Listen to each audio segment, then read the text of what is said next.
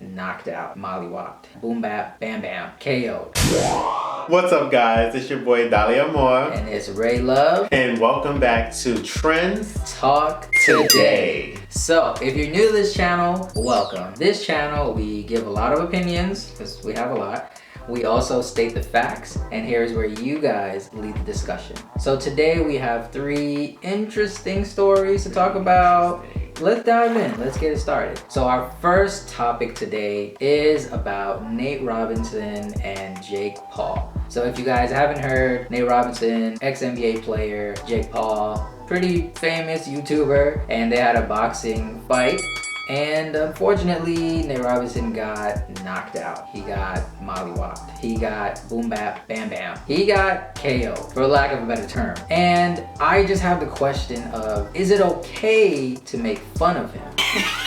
Oh, it's a fight. Somebody's gonna win, somebody's gonna lose. And in boxing, you could get knocked out. It can happen. But is it okay? There's so many memes, so many videos, so many celebrities literally laughing at him face planted on the ground. Is it okay to make fun of somebody getting knocked out? Okay. Well, I would say it all depends on the person as far as your perception of the situation. When you're in a boxing match, and this is organized, this is not just a boxing match and they're just like doing some random stuff. Like, this was organized. The spectators, the people that are looking and kind of tuning into this, they're looking for somebody to get knocked out. Like, let's just be completely honest with ourselves. If it's a boxing match, at most you want somebody to get knocked out. Yes, you do want the fight to go on a little bit so there's the entertainment aspect of it, but ultimately somebody needs to get knocked out. Now, to answer your question about should you make fun of this person, you keep laughing, so you say yes. That's what it sounds like. I mean, I'm leaning towards yes. Okay. Because it's kind of like they're both conditioning themselves for this fight or whatever the case is. They may have been talking a lot of crap to each other. That's just kind of the atmosphere of it. And when you get knocked out, it's kind of funny. Feelings are hurt because someone's making fun of you actually getting knocked out. Right. It's not like they're acting as though you got knocked out, but you really did. You got knocked out. So if people are making fun of this, I feel like it's plausible. Yeah. At the end of the day, I think that when you look at him and if you've known his NBA career, he has been in great shape. He's played at a high level. And I think for him, he's thinking, oh, okay, who's this YouTuber coming in here trying to say he's gonna knock me out or win this fight? And leading up to the fight, Nate Robinson actually said, I'm doing this for the culture. I don't know what culture he was doing it for, but it didn't work out in his favor. And I think if you watch the fight, it wasn't that long. It was the second round he got knocked out in. You can see that he didn't really have boxing training. You can tell he was kind of just like flaring out there, and he didn't really have control and poise. And if you're in a fight, I've never been in a fight, but if you're in a fight and you are just like going like this,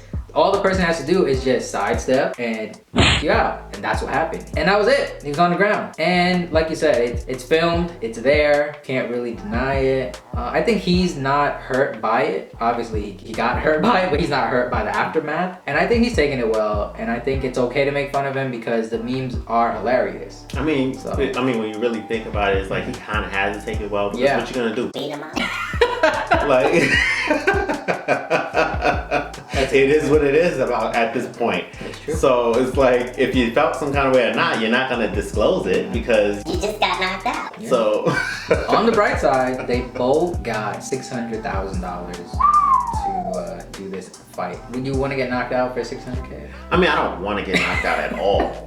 Let's just put that on the table. Right. But if I did get knocked out and my reward for getting knocked out is that amount of money, then absolutely, I didn't lose. I got knocked out and we both got paid the same. I believe if he wants to redeem himself and not be a laughingstock, he has to fight again, but somebody else, obviously. Or do a rematch and really put in the work and actually train with a boxer. I mean, you're a celebrity, you have boxer friends, I would hope. It would be easier for you to get one. Or a trainer. I mean, you've had a trainer, so it's not like you don't know about conditioning and keeping yourself in shape. So I think if you really want to get back at everybody, fight him again, do a rematch, and then really put your skills to the floor. Right. And just do it. I think you should do it again. Right. But let me explain you something. Because if he was to request a rematch and he gets knocked out again, we both gonna be in the hospital because I'm a bust a gut. Laughing off of that like, No, you didn't. request for a rematch and the same thing happens again. I don't think it's gonna happen.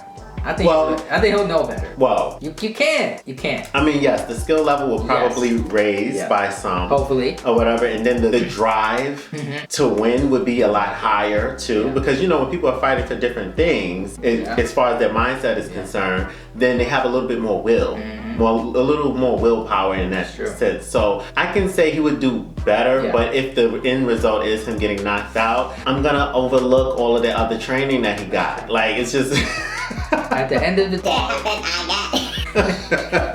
At the end of the day, what we gotta take away from this story is never underestimate anybody, especially when it comes to fighting. That's it. If you underestimate, then you're gonna be on the floor. Moving right along to our next story. So the holiday season is here. Thanksgiving just passed, and now Black Friday happened, and Cyber Monday happened, and now we're December. It's December 1st. Christmas is around, other holidays are around, and some gifts are always out there. And one gift that one specific person wanted to showcase was a candle. Candles, that's universal gift. Yeah. Who doesn't like a good smelling candle? Absolutely. So, you know, what are some good smelling candles? Well, we can go with like lavender. Vanilla. Vanilla is a really popular one. What do you feel about Drake? What you mean? So, Drake has teamed up with Better World Fragrance Styles, and he's made a candle. It costs $80. And it smells like him. And the smells consist of musk, ambers, cashmere, suede, and velvet. What are your thoughts? You buying this candle for somebody? Absolutely not. I'm not buying this candle for a damn person. However, I feel like that on some level, that is very narcissistic. Because why does it smell like you? Now, I've heard of people making their fragrance or whatever the case is, and it's their fragrance because they created that fragrance or whatever the case is, but for it to smell specifically like you, bruh. I'm not lighting a fire to something in my house that smells like you. But it could smell good. I mean, maybe, smells good? Well, maybe it does, but at the end of the day, the thought behind it, it's like, that must be a product targeted to women, because what got to be like, ooh, what's that smell? Oh, that's Drake. Hells no. But you know, if you think about it, like you said about fragrances and people saying they make their own fragrance and they put it out there, you don't really know what sells, and it doesn't really catch you. It's kind of like if you like that person, you may go out and buy that perfume, cologne, or whatever they're selling. But I think it's a great marketing scheme, really, to say, hey, buy this, it smells like me. You could say it's for female, but we all know men, anyone else, they will buy it because they love him so much. Yes. So I think in the marketing standpoint, this is really good. Yes, I mean, it does fall under the category of being a little bit obsessed with a person. Yeah. Why you so obsessed with me? Being the purchaser. Right. I mean, if it really actually smells good, then it's like I can see a person purchasing it, and then it's like, okay, we're just gonna like get rid of the idea of this being his actual scent. Which is like, your scent is whatever you decide to put on you. Regular human scent or whatever the case, I don't think that's what he's burning on that candle. And $80? And okay, so Let's talk about the $80 thing. you're bugging, Drake. You're bugging. You know why? Because it's a candle. You're not a candle specialist. So why is people buying your candle for $80? I feel like that's a little unreasonable, especially for something that smells like you. Let's be a little more reasonable about that. I hear you. For the average consumer, maybe cannot afford it, but he also has to maintain his brand, his image. So he can't really have a 99 cents candle. Well, you know what I mean? We're not saying 99 cents because that's like, you can get just about anything with 99 cents. But it's like, I would say it would be more reasonable if the candle was like maybe half of that price. Because a $40 candle is not a cheap candle. Yeah. Because when it burns out, that's it. Yeah. You got to go and buy that again. And that's now $80 out of your pocket for this candle. Yeah. And then exactly the size of the candle, like $80. You know, all the seasons out there, it's marketing. It's marketing, and the more pockets of money you can get into, go for it. Because if people are gonna buy it? You don't know. And if people are gonna buy it, let them buy it. Moving on to the next topic. Mike Tyson's reaction to spectators' lack of concern for his well-being. So, Mike Tyson and Roy Jones Jr. had a boxing match recently. According to the spectators, they were favoring Roy. Mike Tyson felt some kind of way about this because in their interview together, because they were standing side by side, he basically expressed that this guy, who's only been retired for 3 years, and he's been retired for 15, 16 years, and they seem to be more concerned about him versus Mike Tyson, who has way more time in retirement than the person that he's fighting. I personally can understand something like that because Mike Tyson, he's a beast. Like, he's nothing to be played with. But it's kind of like with that much time out of practice, I would feel some sort of a way because it's like, dang, like I understand that I'm me and you are definitely concerned about this person, which you should be, but I'm not really seeing a whole lot of concern coming my way, a curiosity on how I feel about like going into something like this after so much time being out of the game. In that aspect, I understand why he reacted the way that he did. Yes, this is Mike Tyson, so he is a very sensitive person as well. So if he doesn't like something, he's going to express that. And I think they should have thought a little deeper into like how he may react to them, because you could say something and not even realize that you've offended him, and now he's knocking things over. so but you know, with that being said, Bray, what do you think of that whole concept there?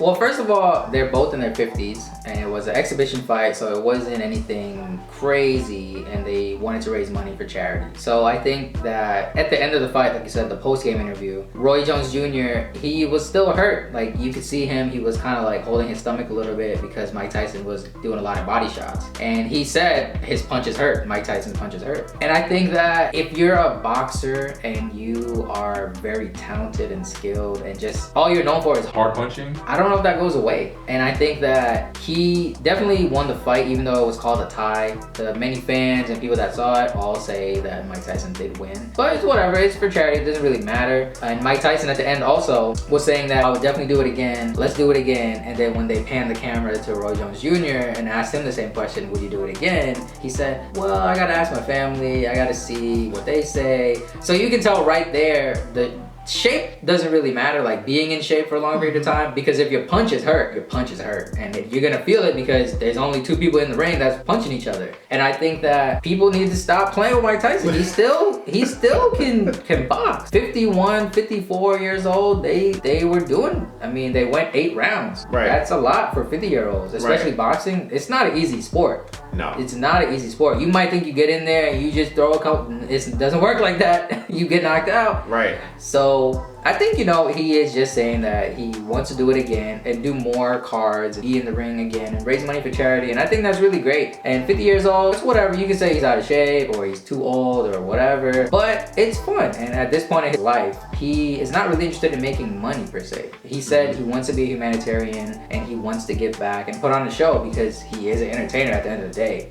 So I think all in all, this was a good fight. Hopefully we'll do it again and do other fighters or older fighters. Just something creative that they'll have, celebrities or something like that. And not to mention, when they asked Roy, would he do it again? I think he was trying to get down to the bottom of like, With who? him or with someone else, because if he's still holding his body or whatever the case is, I highly doubt he wants to go through that exact experience again with Mike Tyson. People were saying that they think Mike Tyson won.